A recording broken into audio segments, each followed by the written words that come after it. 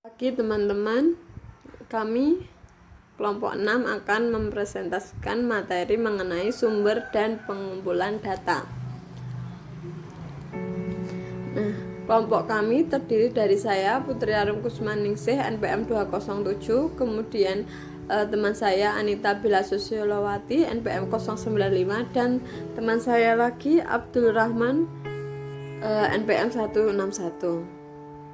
Nah, data primer dan data sekunder merupakan sumber-sumber data informasi yang dikumpulkan untuk menjadi dasar kesimpulan dari sebuah penelitian. Meskipun pada hakikatnya pengertian keduanya sama-sama merupakan sumber data, namun berbeda cara memperolehannya. Agar proses penelitian yang dijalankan tidak sia-sia, maka perlu menggunakan data yang valid dan diakui keabsahannya. Biasanya ada dua data yang digunakan, yakni sekunder dan primer. Masing-masing jenis data tersebut memegang peranan penting untuk fungsi yang berbeda-beda pula. Namun, banyak penelitian-penelitian terbaru yang memanfaatkan data primer untuk mengeksplorasi dan mengulik fenomena-fenomena terbaru. Nah, apa sih data primer itu? Pengertian dari data primer adalah sumber data penelitian yang diperoleh secara langsung dari sumber aslinya, yang berupa wawancara, jajak pendapat dari individu atau kelompok, maupun hasil observasi dari suatu objek, kejadian, atau hasil pengujian. Dengan kata lain, peneliti membutuhkan pengumpulan data dengan cara menjawab pertanyaan riset atau metode survei atau penelitian benda, metode observasi. Dalam praktiknya, penggunaan data primer tersebut memang sering menjadi yang paling utama dalam sebuah penelitian. Jika data sekunder adalah sebuah pendukung, maka primer adalah menjadi data yang didukung. Biasanya sumber akan diperoleh dari sumber primer secara langsung tanpa perantara. Sumber primer ini maksudnya adalah orang-orang yang mengalami secara langsung peristiwa tersebut. Karena mereka mengalami secara langsung, maka disebut sebagai sumber primer. Harapannya adalah karena mengalami secara langsung, mereka dapat menjelaskan dengan lebih baik peristiwa-peristiwa yang terjadi. Selain itu, proses pengambilan data secara langsung ke sumber primer ini diharapkan dapat menghasilkan data yang berkualitas lebih baik. Hal ini terjadi karena pewawancara tentu saja memahami substansi pertanyaannya. Berbeda jika memanfaatkan data sekunder yang berasal dari hasil penelitian ataupun narasi orang lain. Selanjutnya, primer. Yang pertama, bersifat utama. Perlu diketahui bahwa jenis data satu ini memang tidak bisa dikesampingkan. Maksudnya, data primer tidak akan mungkin digantikan dengan jenis data lainnya, karena keberadaannya umumnya memang posisi utama dalam sebuah penelitian. Maka tidak heran apabila data yang digunakan akan bersifat tunggal dan tidak dapat diubah. Hal ini terjadi karena data primer dianggap menjadi validitas tertinggi dan dapat menggambarkan secara utuh suatu fenomena. Contohnya seperti dalam pengajian permasalahan longsor di suatu daerah. Data utama yang digunakan tentu saja wawancara kepada orang-orang yang terkena longsor tersebut. Selain itu, data yang dipergunakan juga observasi langsung dan pengetesan kondisi tektonik dan pertanahan yang ada di wilayah tersebut. Hal-hal yang sudah disebutkan tersebut merupakan data primer yang memang memiliki relevansi tinggi terhadap permasalahan yang terjadi. Yang kedua, dihasilkan secara langsung. Perbedaan yang cukup menonjol antara data sekunder dan primer terletak pada cara mengambil datanya. Dalam hal ini, data diperoleh tanpa perlu menggunakan perantara ketiga atau bisa diperoleh secara langsung. Seperti contoh kita pada analisis kebencanaan longsor. Data-data yang digunakan dalam penelitian langsung diambil dari sumbernya. Pada kasus ini, data tanah, geofisika, serta wawancara tersebut tidak melewati perantara apapun. Hal ini secara tidak langsung juga akan mempengaruhi proses akuisisi datanya. Terkadang data primer ini mudah diambil karena semua sumbernya tersedia dengan baik. Terkadang pula data primer ini sangat sulit untuk diakses karena sumber-sumber data tersebut tidak tersedia dengan baik. Yang ketiga, cara pemerolehan datanya. Nah, cara pemerolehan data primer ini yaitu bisa lewat wawancara, observasi, survei, bahkan juga angket. Dan ini nanti akan dibahas di slide selanjutnya. Selanjutnya, kelemahan dan kelebihan data primer. Kelebihan data primer yang pertama adalah akurasi yang lebih tinggi karena data yang diambil aktual dan sesuai dengan fakta yang ada di lapangan, serta merupakan data khusus yang diambil untuk suatu penelitian. Umumnya data seperti ini memiliki akurasi yang lebih baik. Kemudian kelebihan yang kedua adalah kustomisasi lebih tinggi. Hal ini terjadi karena ketika kita yang mengambil datanya, kita bisa langsung mempengaruhi jenis-jenis data tersebut akan seperti apa. Jadi data yang ada pasti tepat dengan penelitian kita. Kemudian yang ketiga, relevansi tinggi. Hal ini karena data yang diambil secara langsung saat pelatihan, data tersebut pasti relevan dengan kondisi lapangan dan dapat menggambarkan dengan baik fenomena yang terjadi. Kemudian kelebihan yang terakhir adalah menjadi data utama. Jadi data primer dapat menjadi data utama dari sebuah penelitian karena memiliki faktor kepercayaan yang umumnya lebih tinggi. Oleh karena itu, bahkan data primer ini juga dapat dijual karena data primer belum pernah diambil sebelumnya oleh instansi lain. Sehingga data ini memiliki suatu nilai, terutama jika ada peneliti yang ingin melakukan penelitian yang mirip dengan penelitian tersebut. Kemudian kelemahan data primer. Yang pertama, mahal karena harus diakuisisi secara langsung ke sumbernya. Terlebih lagi jika daerah tersebut susah diakses dan minim infrastruktur. Yang kedua, membutuhkan waktu lama. Sama seperti alasan tadi, mahal, tidak mudah dan tidak murah untuk mendapatkan data primer. Sehingga karena membutuhkan proses. Kemudian membutuhkan keterampilan lebih. Nah, dalam mengakuisisi dan mengelolanya, seperti yang sudah kita ketahui, data primer tidak dapat langsung digunakan, tetapi harus diolah terlebih dahulu menjadi bentuk data yang dapat dipahami oleh semua orang. Hal ini membutuhkan keterampilan yang tinggi dan tidak semua orang memilikinya. Selanjutnya, data sekunder.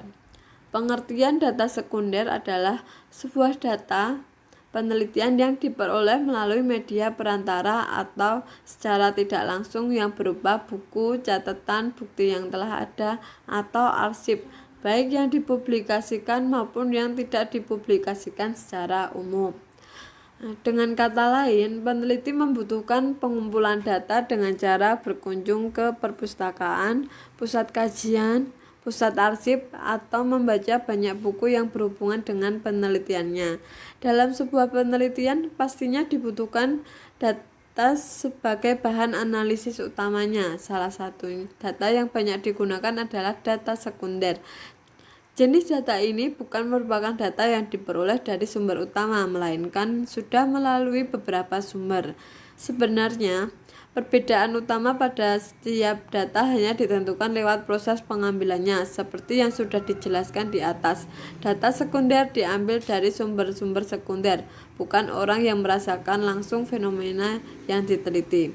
Data sekunder adalah jenis data tambahan yang tidak diperoleh dari sumber utama, tetapi sudah melalui sumber kesekian. Artinya, orang-orang tersebut tidak merasakan secara langsung fenomena yang sedang diteliti, tetapi mendapatkan informasinya dari sumber-sumber primer lainnya. Memperoleh jenis data ini sangatlah mudah dan tidak membutuhkan proses yang rumit. Hanya perlu melakukan studi pustaka, memilah berita, dan mewawancarai para ahli untuk mengetahui pendapat mereka. Kegunaannya adalah untuk mendukung dan memperkuat informasi primer yang sebelumnya telah didapatkan. Sebenarnya data sekunder ini memiliki banyak sekali sumber, mulai dari buku, jurnal, artikel, dan hingga penelitian sebelumnya. Semua bisa digunakan sebagai sumber data satu ini. Yang terpenting adalah harus memastikan apabila data yang diperoleh memang benar-benar valid. Selanjutnya mengenai ciri-ciri data sekunder. Yang pertama, bersifat pendukung. Dalam sebuah penelitian, data ini umumnya tidak difungsikan sebagai data utama, melainkan hanya sebagai pendukung dari data-data sebelumnya. Data ini biasanya digunakan untuk mendukung kredibilitas dari data-data primer yang sudah dikumpulkan sebelumnya. Namun tidak sedikit pula penelitian yang murni menggunakan data sekunder. Penelitian-penelitian seperti ini umumnya bersifat metastudi yang mengagregasikan penelitian-penelitian lainnya dalam sebuah studi. Kemudian ciri yang kedua adalah bersumber dari pihak ketiga. Maksud data yang ditulis oleh pihak ketiga adalah mengenai masalah pemerolehannya. Mengapa disebut sebagai data pihak ketiga? Hal ini karena sebagian besar sumber data jenis ini menggunakan dokumen ataupun pendapat ahli. Contohnya saja dokumen yang telah ditulis oleh wartawan atau informan lainnya. Ketika mengandalkan data dari dokumen wartawan dan informan lainnya, secara otomatis prosesnya tidak diperoleh dari sumber utama. Hal ini tentunya relevan dengan perannya sebagai data pendukung. Untuk itu, sebagian besar data yang digunakan tidak diperoleh dari tangan pertama. Tangan pertama di sini maksudnya adalah apakah mereka langsung mengalami atau tidak peristiwa yang sedang diteliti. Jika tidak, mereka anggap sebagai sumber sekunder. Ciri yang ketiga yaitu cara pemerolehan data. Bisa diambil dan dianalisis tanpa harus mendatangi lokasi, karena memanfaatkan dokumen dan pendapat-pendapat ahli yang biasanya tersebar di media atau wadah lainnya. Tidak ada kewajiban untuk mendatangi secara langsung lokasi di mana fenomena tersebut berada. Untuk daerah-daerah yang sangat sulit untuk didatangi, studi data sekunder ini sangat penting sebagai basis data awal dalam penelitian, terutama jika sulit untuk mendapatkan data primer dan mengakses daerah tersebut. Bisa dilakukan dari mana saja. Inilah yang menyebabkan penelitian data sekunder tersebut disebut sebagai desk study, karena dapat dilakukan dari meja belajar masing-masing. Selanjutnya mengenai kelemahan dan kelebihan data sekunder. Kelebihan data sekunder yang pertama tentu murah karena sudah tersedia dan tinggal digunakan. Di sini peneliti tidak perlu melakukan survei lapangan yang mahal untuk mendapatkannya. Kemudian yang kedua, dapat memperkuat data primer. Dapat memperkuat atau menjadi basis perbandingan dengan data primer. Data konteks yang lebih luas kepada data primer dapat melengkapi data-data primer, terutama yang sulit untuk diakuisisi di lapangan. Kemudian kelebihan yang lain yaitu hemat waktu. Hemat waktu karena sudah tersedia dan dapat langsung diakses sebagai data penelitian. Kemudian kelemahan data sekunder. Yang pertama, tidak terjamin akurasinya. Data sekunder tidak terjamin akurasinya karena diakuisisi oleh lembaga lain. Bisa saja lembaga tersebut memiliki kontrol kualitas yang lebih rendah dibandingkan dengan kita. Kemudian yang kedua, data sudah kadaluarsa. Banyak data yang sudah tua karena diakuisisi sebelumnya oleh lembaga-lembaga lain. Bisa jadi kondisi di lapangan sekarang sudah berbeda dengan data tersebut. Kemudian kelemahan yang terakhir, terkadang data tidak relevan. Terkadang tidak relevan dan tidak cocok dalam sebuah penelitian. Hal ini terjadi karena kelas data, jenis data, dan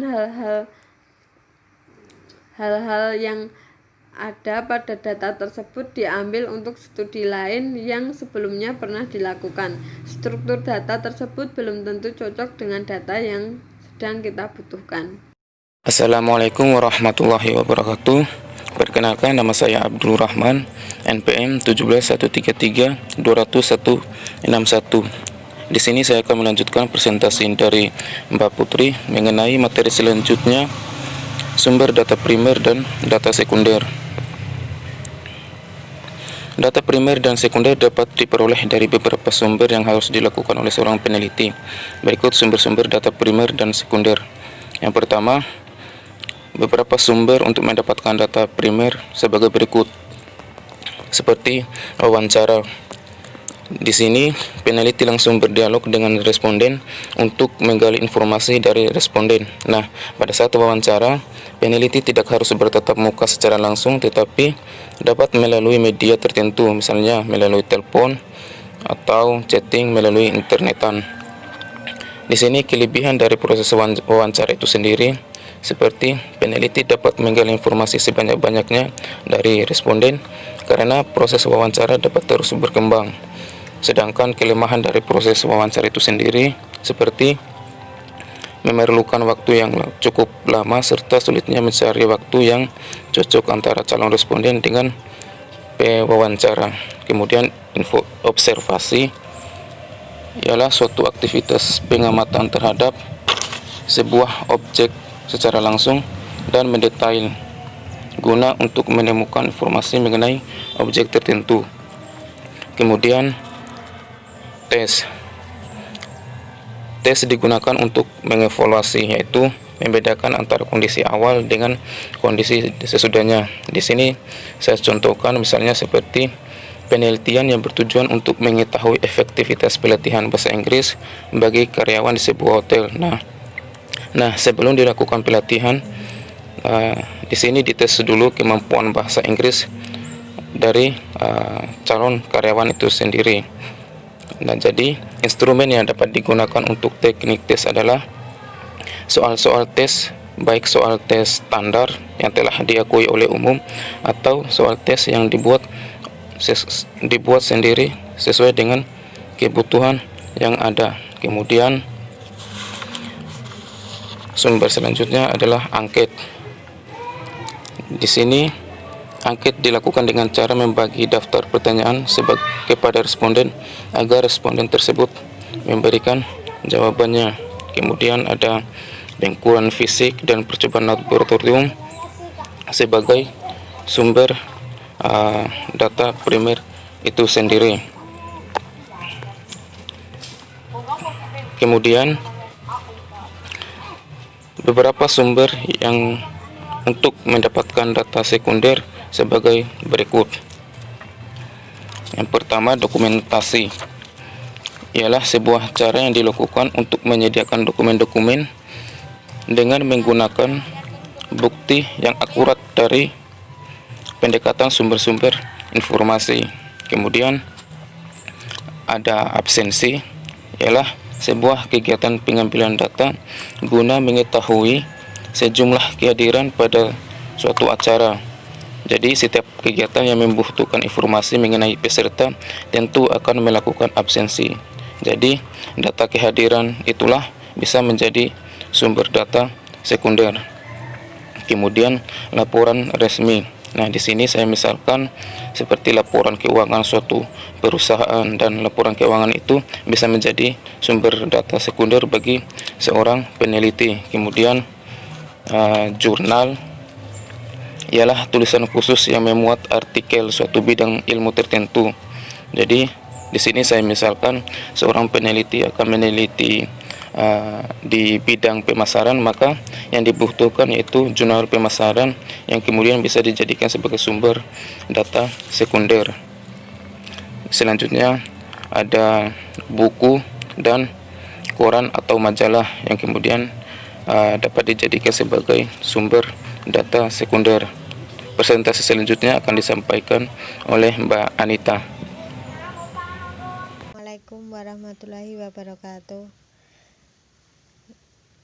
Nama saya Anita Bila Susilawati, NPM 095. Saya di sini akan melanjutkan presentasi dari Mas Abdul. Nah, di sini saya akan melanjutkan tentang metode pengumpulan data. Metode pengumpulan data adalah teknik atau cara yang dilakukan oleh peneliti untuk mengumpulkan data. Pengumpulan data dilakukan untuk memperoleh informasi yang dibutuhkan dalam rangka mencapai tujuan penelitian. Pengklasifikasian membedakan antara pengamatan dan proses komunikasi. Pengamatan melibatkan studi di mana peneliti menyelidiki aktivitas subjek atau sifat alami dari beberapa materi tanpa berusaha untuk mengurangi respon dari siapapun. Dalam studi komunikasi, peneliti memberikan pertanyaan kepada subjek penelitian dan mengumpulkan respon mereka berdasarkan makna personal maupun umum. Data yang dikumpulkan berasal dari 1. Wawancara atau percakapan melalui telepon. 2. Instrumen data pribadi atau riwayat hidup yang dikirimkan melalui surat yang dikelola dengan baik. 3. Instrumen dihadirkan sebelum dan atau setelah dilakukan penanganan atau stimulus dalam sebuah eksperimen.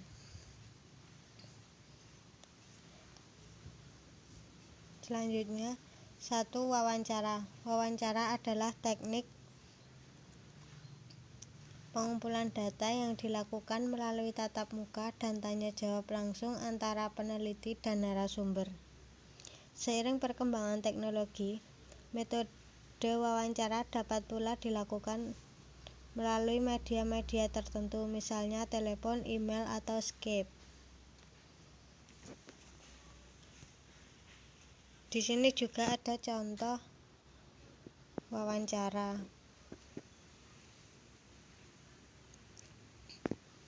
Yang kedua, observasi. Observasi adalah metode pengumpulan data yang kompleks karena melibatkan berbagai faktor dalam pelaksanaannya.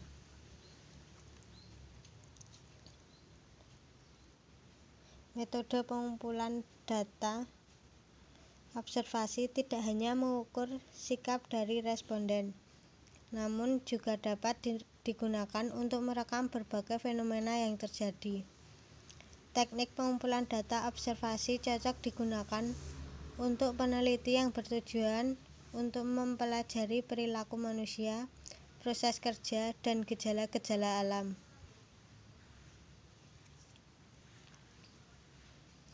Selanjutnya, angket atau kuesioner. Kuesioner merupakan metode pengumpulan data yang dilakukan dengan cara memberi seperangkat pertanyaan atau pernyataan tertulis kepada responden untuk dijawab.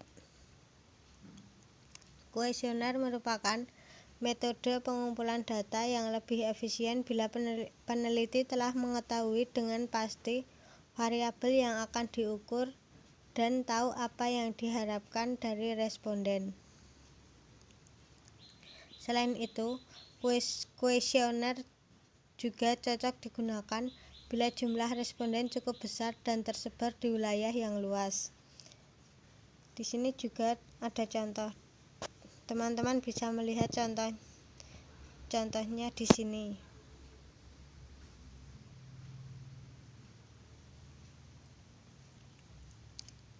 Selanjutnya, studi dokumen, studi pustaka, dan analisis media. Untuk mendapatkan data sekunder dan dapat diperoleh dengan beberapa cara, yaitu dengan melakukan studi dokumen dan studi pustaka serta analisis media, atau bisa media massa ataupun media sosial. Nah, cara mendapatkan data sekunder. Data sekunder dapat diambil dari buku dan literatur lainnya. Setiap jenis data memiliki teknik pengumpulan yang berbeda-beda. Hal ini juga berlaku pada jenis data sekunder sebagai pendukung data primer dalam penelitian.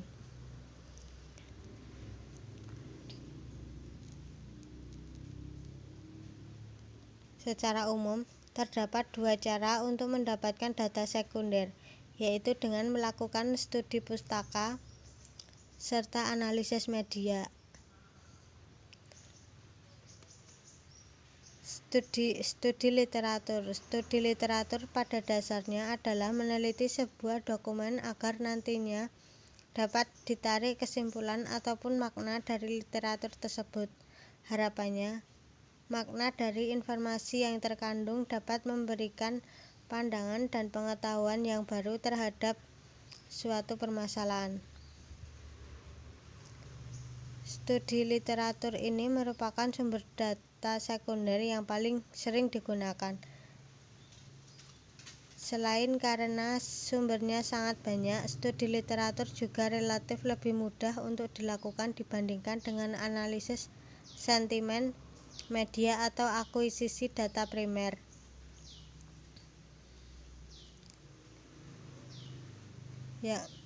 Selanjutnya, analisis media. Selain memanfaatkan studi literatur untuk menganalisis dan mensarikan dokumen-dokumen yang sudah ada, terdapat pula analisis media di mana kita mencoba untuk melihat sentimen-sentimen yang ada di media sosial terkait sebuah fenomena. Dalam melakukan penelitian atau untuk merumuskan suatu masalah, mendapatkan konteks sangat penting.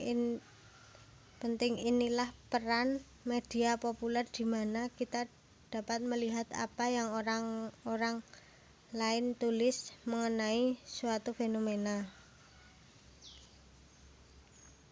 Di sini juga ada contoh instrumen studi dokumentasi.